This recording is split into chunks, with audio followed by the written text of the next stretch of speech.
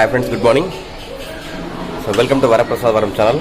మీరు చూస్తున్న వరప్రసాద్వరం ఛానల్ని. నేను ఈరోజు వచ్చేసి తిరుపతి నుండి హైదరాబాద్ వెళ్తున్నానండి.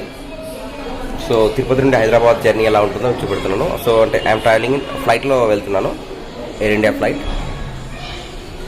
మనం ఫస్ట్ వచ్చేసి ఇక్కడ నేను ప్రజెంట్ గోవిందరాజ స్వామి సత్రాల దగ్గర ఉన్నాను. ఇక్కడ నుంచి మనకి ఎయిర్పోర్ట్ వచ్చేసి ఆల్మోస్ట్ 17 to 20 కిలోమీటర్స్ వస్తుంది. ఇక్కడ నుండి క్యాబ్ బుక్ చేసుకున్నాము. క్యాబ్ నుండి అక్కడికి వెళ్ళిన తర్వాత తిరుపతి నుండి మళ్ళీ flight to Hyderabad to next Karimnagar journey అనమాట. సో ఈ జర్నీలో మీకు నేను ఫ్లైట్ నుండి ఫ్లైట్ ఛార్జెస్, సో మనకి ఎంత ఎక్స్పెండిచర్ అవుతుంది అది చెప్తాను. సో చూస్తుండే వరప్రసాద్వరం ఛానల్ని. So let us continue the video.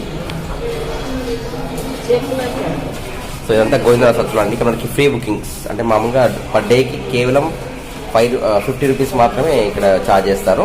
మనకు ఇక్కడ ఎగ్జాక్ట్లీ తిరుపతి రైల్వే స్టేషన్కి వెనకాల భాగంలో ఉంటుంది గోవిందరాజ సత్రాలు. బుకింగ్స్ మీకు వేరే టికెట్స్ అక్కడ దొరికినప్పుడు ఇక్కడికి వచ్చి మీకు ఫ్రీగా తీసుకోవచ్చు. ఏరియా అంతా బాగుంటుంది. ఎగ్జాక్ట్లీ రైల్వే స్టేషన్ పక్కనే అండి. సో నాతో పాటు మా అక్క కొడుకు, అక్క పిల్లలు మా ఫ్యామిలీ అందరు ఉన్నారు. సో ఇక్కడ మా మదర్, మా పిన్ని, కోడళ్ళు, అమ్మ అందరు హాయ్ చెప్పండి. Hi everyone. సో మా ఫ్యామిలీ అందరితో కలిసి నేను జర్నీ చేస్తున్నాను Tirupati to Hyderabad with air India flight. So ఇది మన లగేజ్ అండి.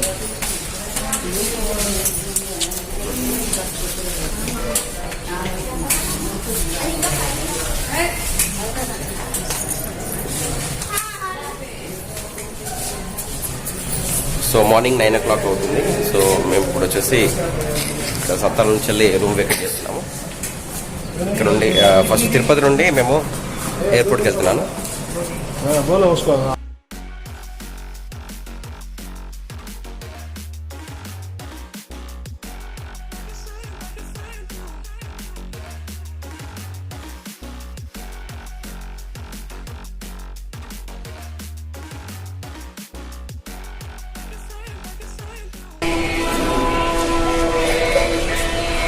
ఫ్రెండ్స్, మనకు ఇక్కడ గోపురం కనిపిస్తుంది చూసారా? ఈ గోపురం వచ్చేసి మనకు గోవిందరాజ టెంపుల్ పక్కన నేషనల్ ఫ్లాగ్ ఉంది, ఇండియన్ నేషనల్ ఫ్లాగ్.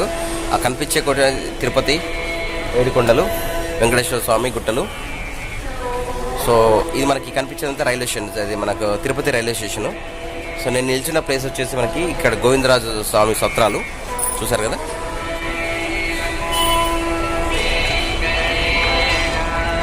సో ఇవి మనకి తిరుపతి గోవిందరాజ సత్రాలు. ఎగ్జాక్ట్లీ మనకి రైల్వే స్టేషన్కి పక్క భాగంలోనే ఉంటుంది.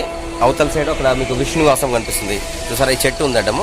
చెట్టు వెనకాల ఇక్కడ ఈ ప్లేస్లో మీకు విష్ణునివాసం ఉంది.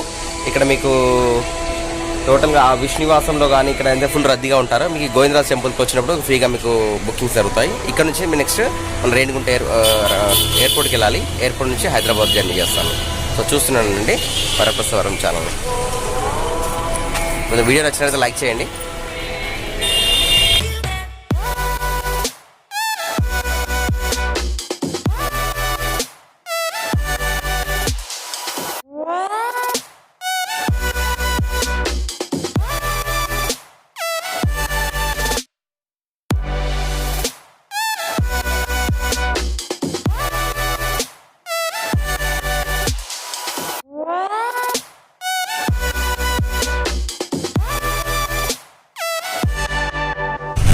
సో తను వెంకటేష్. మీరు ఎప్పుడన్నా తిరుపతికి వచ్చినప్పుడు మీకు అందుబాటు మంచిగా సర్వీస్ ఇస్తాడు. సో తను మాకు ఆల్రెడీ అన్ని ప్లేసెస్ తనే చూపెట్టాడు.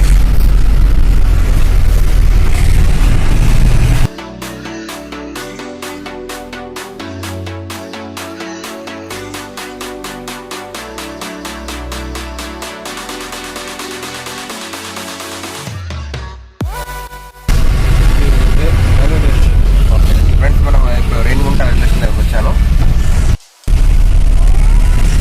ఫ్రెండ్స్, మనకి రేణిగుంట రైల్వే స్టేషన్ నుండి ఎయిర్పోర్ట్ అనేది కేవలం 8 కిలోమీటర్ల దూరంలో ఉంది.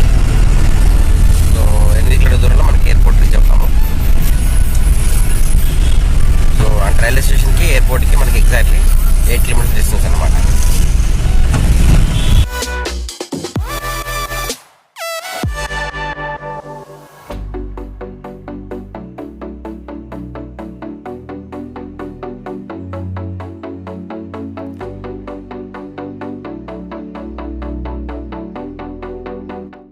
ఫ్రెండ్స్, మేము రేణిగుంట వచ్చాము. రేణిగుంట ఎయిర్పోర్ట్కి వెళ్తుండగా మనకి ఇక్కడ విష్ణువనం అనే హోటల్ వచ్చింది. ఇక్కడ టిఫిన్ చేస్తానికి వెళ్తున్నాము. టిఫిన్ చేసేసి నెక్స్ట్ ఎయిర్పోర్ట్కి వెళ్తాము.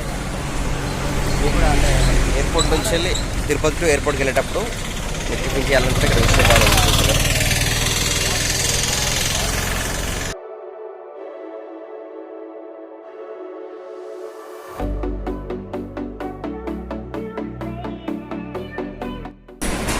ఫ్రెండ్స్, నేను హోటల్ విష్ణు భవన్ లాగాను ఇప్పుడు. సో మా అమ్మ వాళ్ళతో అందరితో కలిసి నేను టిఫిన్ చేస్తున్నాను. సో దోశ ఆర్డర్ చేశాము, మసాలా దోశ. సో ఇక్కడ మామూలుగా మనకి మన తెలంగాణ సైడ్ వచ్చేసి ఎక్కువ మైసూర్ బజ్జీ అది ఉంటుంది. ఇక్కడ మనకి తక్కువ శాతం మైసూర్ బజ్జీ ఉంటుంది. ఇక్కడ ఎక్కువ శాతం దోశ, ఇడ్లీ, వడ, పూరి అని ఉంటుంది.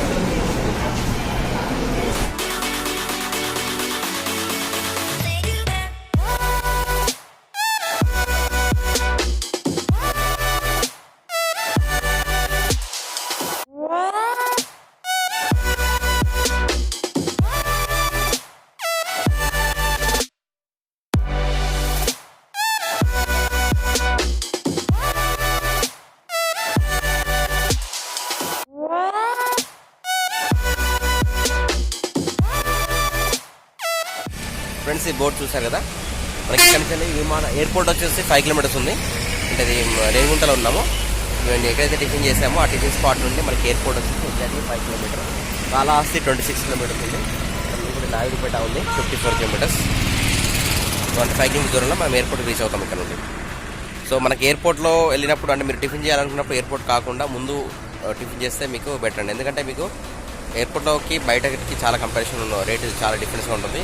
మామూలుగా ఎగ్జాంపుల్ చెప్పాలంటే ఒక దోశ అక్కడ మీకు 300 నుండి 400 రూపాయలు ఉంటుంది. ఇక్కడ 50 నుండి 60 రూపాయలు ఉంది. సో దాన్ని బట్టి మీకు మళ్ళీ అంటే కన్వీనియంట్ బయట కన్వీనియంట్ దొరికినట్టుగా మనకి ఎయిర్పోర్ట్లో అంటే ఉండదు.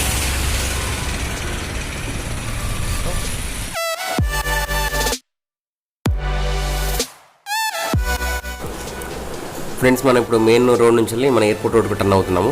మనం ఇక్కడ నుంచి ఎగ్జాక్ట్లీ మనకు ఎయిర్పోర్ట్ వచ్చేసి ఇంకొక 3 to 4 కిలోమీటర్స్ డిస్టెన్స్లో ఉంటుంది. సో ఈ రోడ్ అంతా కూడా మనకి మొత్తం గార్డెన్స్ లాగా మంచి డెకరేషన్తో ఉంది, ఫ్లవర్స్ చెట్లతోని. సో ఇక్కడ నుండి లెఫ్ట్ తీసుకుంటాం మనం. తిరుపతి విమానాశ్రయం.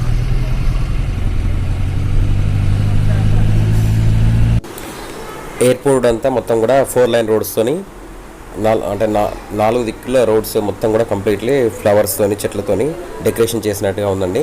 చాలా నీట్గా ఉంది. మన సేమ్ హైదరాబాద్ ఇంటర్నేషనల్ ఎయిర్పోర్ట్ ఎలా ఉందో సో ఈ తిరుపతి ఎయిర్పోర్ట్ రోడ్ కూడా అలాగే ఉంది. మొత్తం ఫ్లవర్స్తోని యూనివర్సిటీస్ అవి ఉన్నాయి ఇక్కడ పక్కన. చాలా బాగుంది.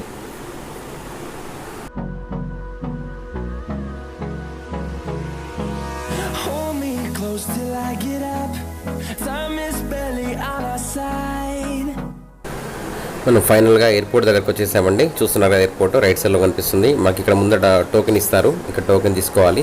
టోకెన్ తీసుకొని మనం అక్కడ లోపలికి వెళ్ళేసి మళ్ళీ ముందుకు వెళ్ళి రైట్ సైడ్ ఇక్కడ మళ్ళీ. సో లెఫ్ట్ సైడ్లో మనకి పార్కింగ్ ఉంటుంది, రైట్ సైడ్ కూడా పార్కింగ్ ఉంటుంది. సో ఇక్కడ ఆపేసి లోపలికి వెళ్ళడం. ఇంకా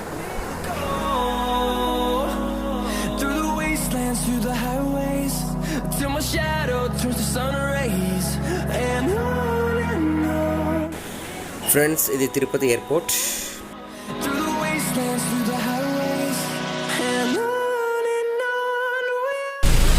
ఫ్రెండ్స్, మనం ఇక్కడ వచ్చేసి ఫస్ట్ ట్రాలీ తీసుకోవాలి.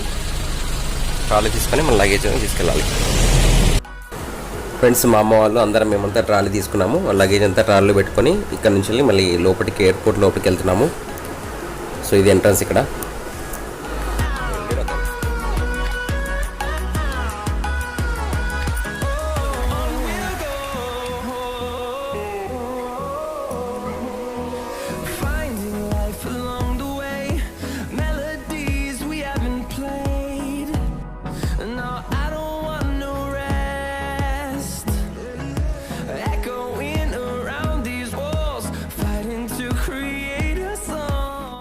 ఫ్రెండ్స్, ఫైనల్గా తిరుపతి ఎయిర్పోర్ట్కి వచ్చేసాను.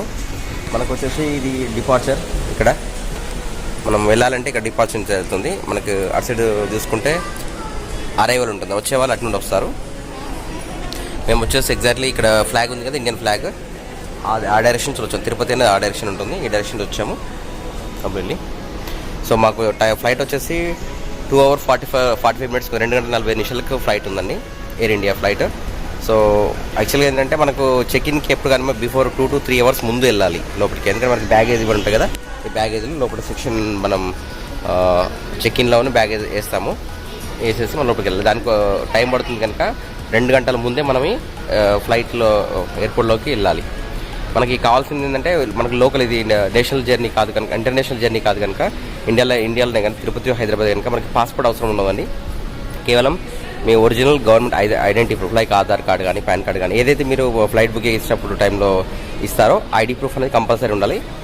అండ్ ఇంకోటి ఏంటంటే ఎయిర్పోర్ట్లోకి మనము బ్యాగేజ్ సెక్షన్లోకి వెళ్తే లోపల మెటల్ ఐటమ్స్ ఉంటుందండి, అంటే నైఫ్స్ కానీ పిన్స్ కానీ లైక్ లిక్విడ్ ఐటమ్స్ కానీ ఇవి కూడా మనం ఈ ఫ్లైట్లో తీసుకెళ్ళకూడదు.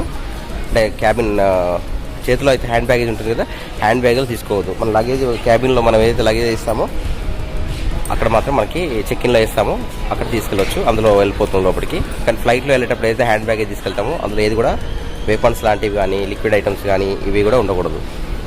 అలా ఉంటే మీకు అక్కడ తీసి బయటపడేస్తారు, అవి ముందు చూసుకోవాలి. సో బ్యాగ్లో కంపల్సరీ లాక్స్ అనేది ఉండాలి అండి, వితౌట్ లాక్స్ మన కూడా, ఎందుకంటే బ్యాగ్స్ ఓపెన్ చేసే ఛాన్సెస్ ఉంటాయి లోపలికి వెళ్ళిన తర్వాత. సో మనం లోపలికి వెళ్ళిన తర్వాత నేను మీకు మళ్ళీ ఇక్కడ చూపెడతాను టికెట్ బుక్ చేసుకున్న తర్వాత. Let us continue the video. Hold me close till I get up. Time is barely